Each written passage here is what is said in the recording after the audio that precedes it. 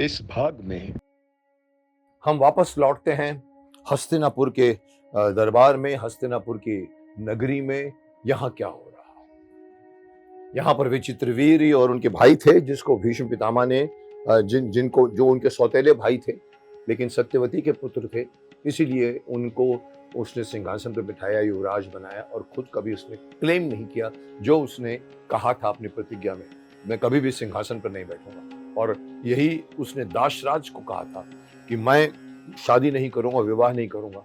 और वो प्रतिज्ञा के बीच में रहकर वो अपने सौतेले भाई विचित्रवीर्य और उनको उनको हेल्प करते हैं, उनकी शादी करवाते हैं। और उनकी शादी फिर यही अंबिका, ये इनसे होती है। अंबा तो चली गई, अंबालिकी होती है।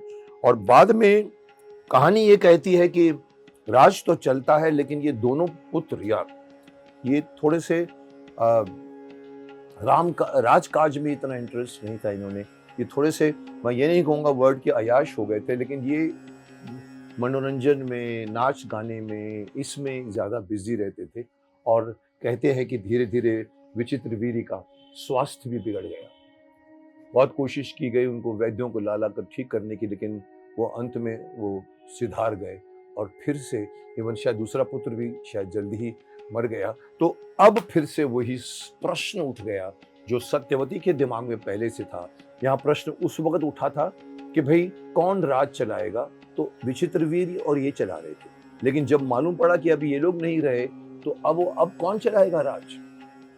तो सत्यवती को वंश की चिंता थी। उसने भीष्म को बुलाया और भीष्म को कहा कि ये तो वंश नहीं चलेगा, हमारा राज्य फिर से सिंहासन खाली हो गया है। तो बोला फिर क्या है माते? तो वो कहती है कि अब तुम ही हमारे हस्तिनापुर वंश को बचा सकते हो। तो बोलता क्या करूं मैं? बोलता तुम ही इनसे विवाह कर लो और वंश को आगे बढ़ाओ। तो वो एकदम कहता कि नहीं, ये मुझसे नहीं हो सकता, मैं ये नहीं कर सकता। अब सत्यवती जानती थी कि ये तो इंसान नहीं, एक बार कह भी दिया था उसने, उसके फेस पे कहा था, अब तुम्हारी तरह पुत्र नहीं होंगे। जब जंगल में पैर छूने की कोशिश की थी, तो उसने कहा था कि माता पुत्र के पैर छुए तो बहुत बड़ा वो हो जाता है, बहुत बहुत अन्याय हो जाएगा। और वहां वो कहती कि अब तुम जैसे पुत्र नहीं पैदा होंगे। तो वो जानती थी कि ये नहीं करेंगे।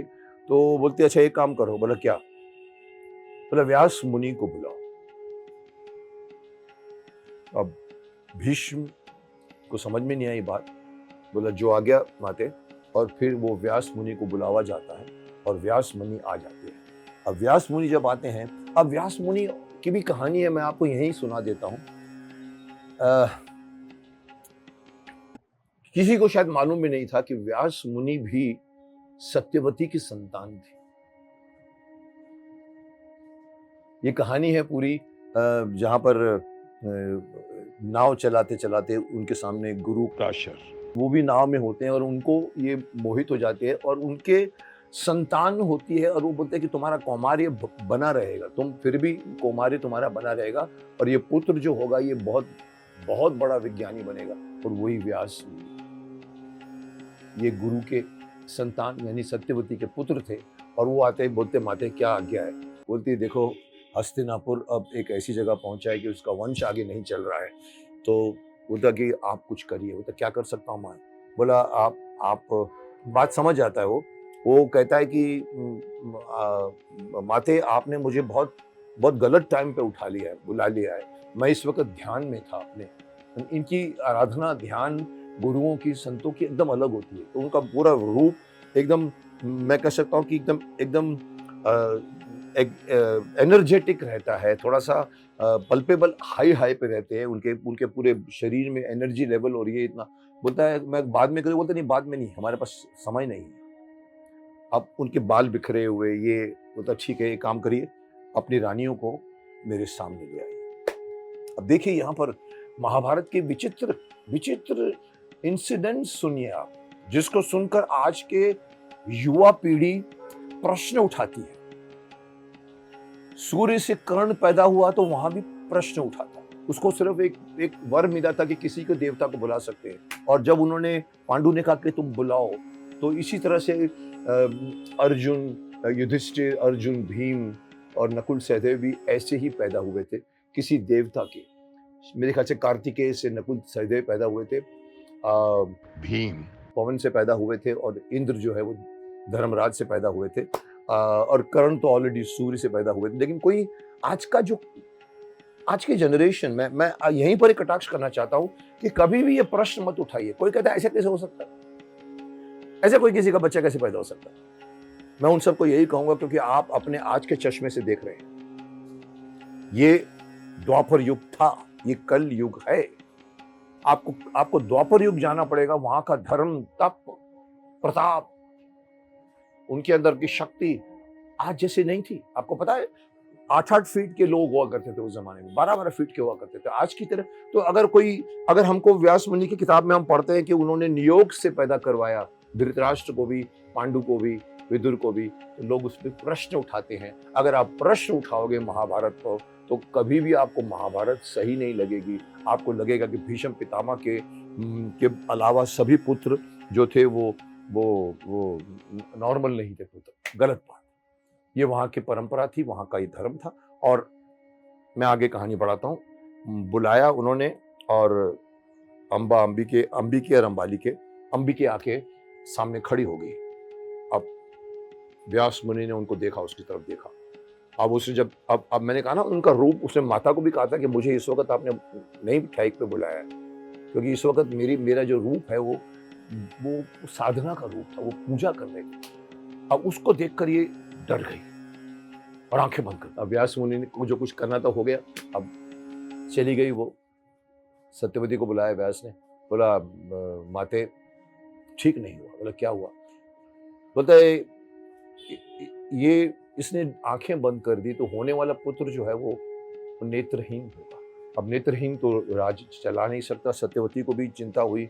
बोले अभी क्या करें? बोला मैं अब दूसरी रानी को भेजता हूँ आपको। और दूसरी रानी अंबालिके आके खड़ी हो गई, और वही व्यास मुनि ने अपना जो ध्यान लगाया देखने की तरफ, अब वो भी डर गई। आंखें तो बंद नहीं, पर उसका शरीर पीलिया हो गया, पूरा शरीर पीला पीला हो गया। और वो कुछ क्षणों में बाद में भेज दिया उनको। फिर सत्यवती को बुलाया, बोला अभी भी गड़बड़ हुई। बोला क्या हुआ? बोलता रानी का शरीर, जो होने वाला संतान होगा ना, वो उसकी सेहत अच्छी नहीं है। यही कहते कि पांडु जो पैदा हुआ था उसको पीलिया का इफेक्ट था उसके ऊपर। बोला वो बहुत बड़ा शूरवीर जरूर होगा, लेकिन उसका शरीर की सेहत ठीक नहीं रहेगी। तो सत्यवती को लगा कि बोला एक और मैं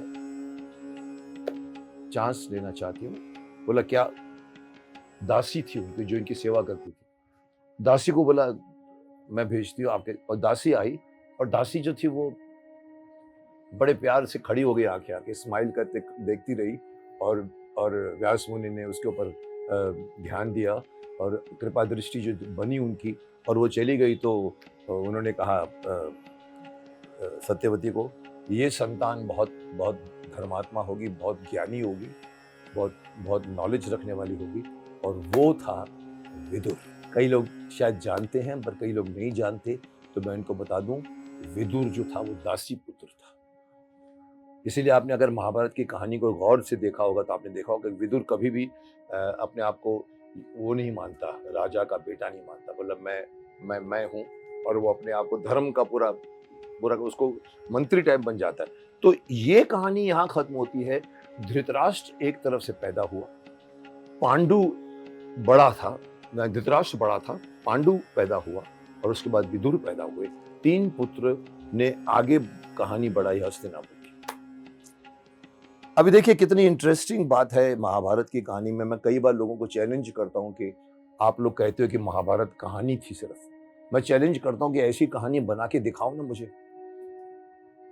रोमन अंपायर में बना के दिखाइए, शेक्सपियर का ये बना के दिखाए। आप बड़े बड़े मुगलों के संतानों को कहोगे ऐसी कहानी है आपके पास। अगर इसको आप कहानी मानते, जो मैं नहीं मानता, मैं इसको सत्य मानता हूं। मैं मानता हूं ये घटना द्वापर युग में घटी थी। पर आप देखिए कहानी, मैं इसको अगर फिल्म पॉइंट ऑफ व्यू से भी कहूँ ना, ऐसा स्क्रीन प्ले, हम हमेशा कहते हैं this is the largest longest अपना काव्य written anywhere in the world, and this is the best screenplay ever written. अभी अगर कॉमन मैन को मैं स्क्रीन प्ले का मतलब समझाऊं तो कहानी होती है, फिर हमारी फिल्म बनती है तो स्क्रीन प्ले बनता है।